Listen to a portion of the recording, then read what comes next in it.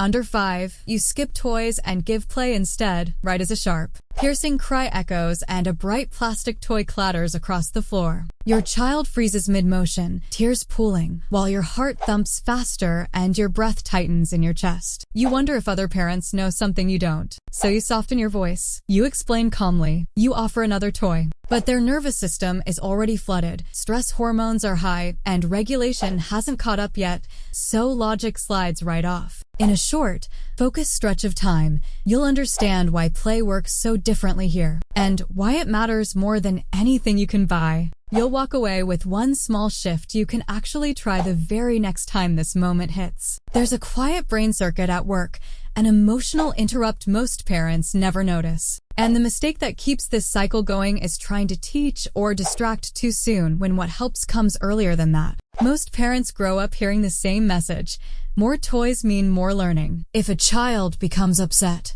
a quick distraction or a calm explanation should resolve the issue. And if you stay quiet enough, the moment will simply pass. But here's the gentle truth few parents are ever told. When a young child becomes overwhelmed, their nervous system shifts into a stress response. In that state, their body is focused on settling itself, not on listening, reasoning, or absorbing words. So, even the most thoughtful explanation can feel invisible, not because your child is ignoring you, but because their system isn't yet ready. This isn't a parenting failure. It isn't a lack of patience or skill. It's a mismatch between the advice you were given and how young children actually process emotions. You weren't given bad intentions. You were given an outdated map. And once that map is updated, something powerful happens. The confusion eases. The struggle makes more sense. And moments that once felt overwhelming begin to feel clearer, calmer, and far more manageable. That's where real understanding and real change begins. Here's the shift most parents never hear clearly enough. For children under 5, play isn't a break from learning. Play is the learning. Play is how young brains organize emotion. It's how children release stress,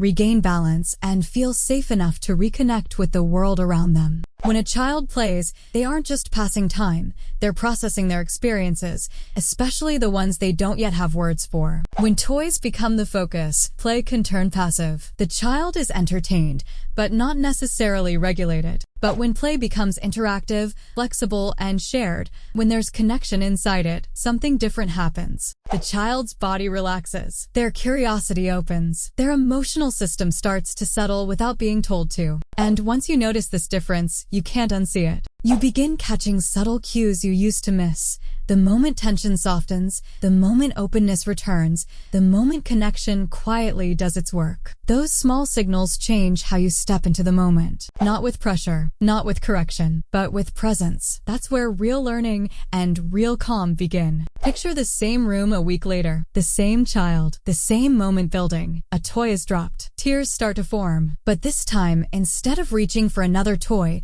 the parent lowers themselves to the floor. Their voice slows. Their posture softens. They mirror the child's energy instead of correcting it. The child's shoulders loosen. Their fists unclench. The crying doesn't stop instantly, but it changes. It becomes quieter, slower. And then there's eye contact. That shift didn't come from buying anything new. It came from how play was used to reconnect before trying to teach. Young children rely on co-regulation. Their nervous system learns calm through connection before it can manage calm alone. When stress rises, the prefrontal cortex, the part of the brain responsible for listening and reasoning, temporarily steps back. That's why logic feels ineffective in intense moments. The upstairs brain is offline. Play acts like a bridge. It meets the child where they are already and gently guides them back toward balance. Once regulation returns, learning becomes possible again. And there's a simple framework that helps parents apply this consistently without having to guess. This approach is called the Play First Reset. It's not about entertaining your child. It's about using brief, intentional play to reset the connection before moving into guidance. It's fast, flexible, and designed for real-life parenting, not ideal moments. Understanding the name is easy. Using it correctly is what makes the difference, and that's where the steps matter.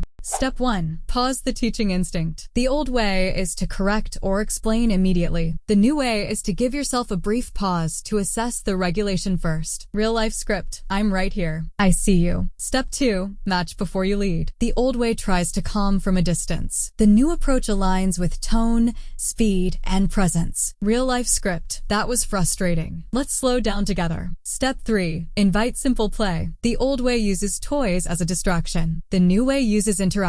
Real-life script. Want to stomp our feet twice and then stop? But be careful. Most parents struggle with the next step because it initially feels unnatural. Common mistake. Moving too fast into teaching once the child quiets slightly. This often reactivates stress instead of settling it. Step 4. Transition gently. The new way waits for clear body cues, such as slower breathing and softer posture, before guiding behavior. Real-life script. Now that we're calmer, let's figure this out together. Once these steps become familiar, the change becomes noticeable not just in the child, but in you as well. Without this approach, moments escalate quickly. Parents feel drained. Children feel misunderstood. Everyone walks away tense. With the play first reset, moments still happen, but they pass more quickly. Connection comes first. Teaching sticks. Confidence grows on both sides. And that difference shows up most clearly when you try it in real time. Take a moment right now. Loosen your shoulders. Slow your breath slightly. Imagine the next moment your child gets overwhelmed. Instead of explaining, picture yourself pausing, lowering your body, meeting their energy calmly, offering one simple, playful connection. Notice how different that feels in your body already. That's the shift you're building toward. And with repetition, it becomes your default, not something you have to remember. On day 1, the change may feel subtle. The moment still happens, but it shortens. By day 3, your child starts responding faster. Their recovery improves. By week 2, you notice fewer escalations and more cooperation,